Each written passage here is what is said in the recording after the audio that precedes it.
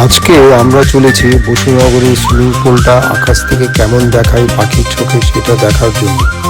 এতদিন তো আমরা নিচে থেকে দেখেছি সেই অপরূপ নান্দনিক সুইমিং পুলটা। আজকে দেখবো আকাশের উপর থেকে কেমন দেখায় অপূর্ব আমাদের এই রবীন্দ্র সরোবরের সুইমিং পুলটা। সবাই দেখতে থাকুন কেমন, আর পাশে থাকুন সাথে সবসময়।